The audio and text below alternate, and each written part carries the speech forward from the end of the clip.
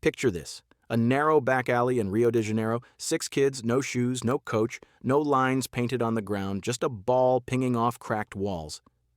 One boy fakes left, spins, and chips it through a gap barely wider than his foot.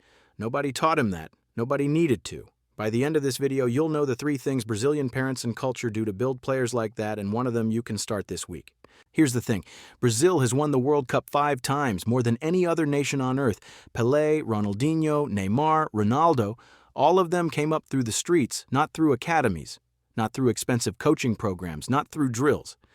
And for decades, parents around the world have looked at Brazil and asked the same question. How? What are they doing that we aren't? The answer isn't what most people expect. It's not a training system. It's not a secret curriculum. It's something much older and much simpler than that. It all starts with futebol de rua. Street football. In Brazil, children start kicking a ball before they can read. But here's what's fascinating. It's not just that they play a lot, it's how they play. In the streets, there are no wide-open pitches. There are walls, parked cars, narrow corridors, uneven ground. The ball bounces unpredictably. Space is tight. There's no room for long passes or lazy touches. You have to control the ball instantly or you lose it.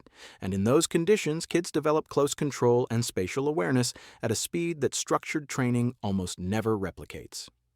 Researchers tracking elite Brazilian players found they were logging over 1,000 hours of football every year during childhood, not in academies, on the street. And then there's futsal, indoor 5-a-side football played on a hard court with a smaller, heavier ball. Brazilian parents and schools have embraced futsal for generations.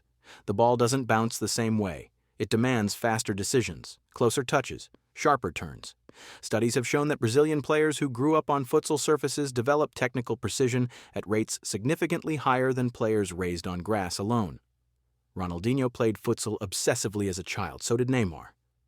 The surface forced a kind of creativity that grass never would have demanded. Here's what's wild about that. Neither of them was told to play futsal to become more technical. They just played because it was there, because it was fun, because their friends were playing. That word, fun, is the thing Western parents most often miss. In Brazil, football is not a vehicle for college scholarships. It's not a resume line. It's not something parents push onto children to build character. It's joy. Pure, chaotic, contagious joy. A child in Brazil doesn't play football because their parents signed them up for a program. They play because everyone around them plays, because the whole culture breathes it, because it's on the street corner and the beach and the schoolyard and the television every single day. The motivation is internal from the very beginning. And internal motivation, developmental psychologists will tell you, is the single most powerful driver of skill acquisition there is. Now here's where it gets really interesting. Brazilian culture has a word for a particular style of play, ginga. It doesn't translate easily. Loosely, it means a fluid, swaying, dance-like movement. But it's more than a skill. It's a philosophy.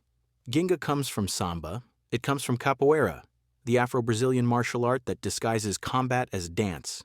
It comes from a cultural relationship with the body that is expressive, rhythmic, joyful. When you watch Ronaldinho play, you're not watching a trained athlete executing a system. You're watching a person dancing with a ball. That's not an accident. It's a cultural inheritance, and it cannot be coached into a child. It has to be absorbed. Think about that for a second. You can teach a child to pass accurately. You can teach positioning and tactics. But you cannot teach a child to move with that kind of freedom unless they've spent thousands of hours moving freely, with no one correcting them, with no coach on the sideline telling them the right way to do it. Ginga develops in the absence of instruction. It develops in play. And Brazilian parents understand this intuitively, even if they've never used the word. Here's where Western parenting and Western coaching culture usually get it wrong. We watch a child try a skill and fail, and we step in. We correct, we redirect, we say, no, do it this way, and we do it out of love. We want them to improve, yet what slips past us is this hidden cost. Whenever we correct a child during play, we teach them that play has rules and that failure is wrong. That's a lesson Brazilian street football never teaches. In Pelada, but informal pickup games on the street, nobody stops the game to lecture a 10-year-old about his first touch. The game just keeps going. The child tries again and again. The mistake isn't punished. It's just part of the game. Over thousands of repetitions, the child develops a fearless relationship with the ball. He tries tricks. He tries crazy passes. He tries things he's never seen anyone do before. Some of it fails. A lot of it fails, and then one day something extraordinary emerges from all those failures. I know what you might be thinking right now. My kid doesn't live in Rio. There's no street culture here. I can't manufacture that, and I get it. But here's what's fascinating.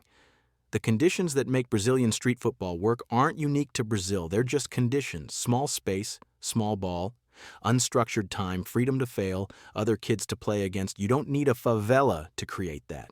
You need a wall, a ball, and the discipline to walk away and let your child figure it out.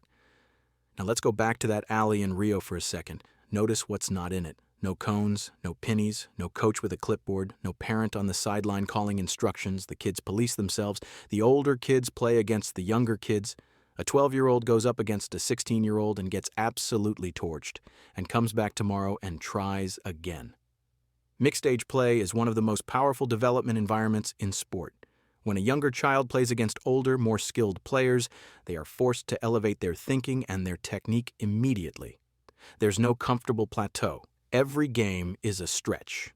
Academies separate kids rigidly by age. Street football never does, and that single difference produces a radically different kind of player.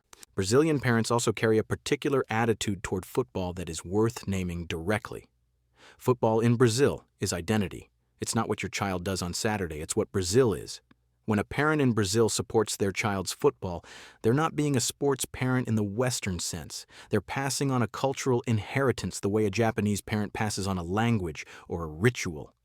The emotional weight behind it is completely different. Children feel that. They absorb the seriousness, the pride, the love of the game from the entire community around them, not just from coaches. And that sense of identity, I am a Brazilian, Brazilians play football, football is ours, becomes the soil from which extraordinary players grow. Researchers studying elite athlete development have identified something they call the learning-oriented mindset. It's the disposition to seek challenge, embrace difficulty, and define progress by effort rather than outcome. Brazilian street football breeds this mindset naturally. There are no trophies in Pelada. There's no scoreboard on the wall. There's just the game, the skill, the joy of doing something beautiful with a ball. Children who grow up in that environment develop an intrinsic love of mastery that carries them through the brutal demands of elite training later in life. Pelé has talked about it. Ronaldinho has talked about it. The streets gave them something academies never could. They gave them the reason to keep going. So here's your practical takeaway this week. Find a wall. Any wall. Buy a smaller ball, a futsal ball if you can, or just a slightly deflated one. Put your child in front of that wall with 20 minutes and no instructions. Don't coach. Don't correct. Don't tell them to use their left foot or keep their head up or any of it. Just let them play. Let them bounce it, chase it, try things, fail at things. If they ask you to play with them, play. But follow their lead, not yours. Do it every day for a week. Not because it'll turn them into Neymar in 7 days, but because you'll be giving them something Brazilian kids have had for generations. Unstructured time with a ball, freedom to discover, and the message that football is for joy first and everything else second. Flamengo's academy in Rio, the Ninho do Urubu, is one of the most sophisticated development facilities in world football. Sports psychologists, nutritionists, technical analysts, all of it. But the players who walk through those gates at 14 already have 5,000 hours of street football in their feet. The academy refines what the street built. And parents who understand that sequence, freedom first, structure second, are the ones raising players the world actually remembers.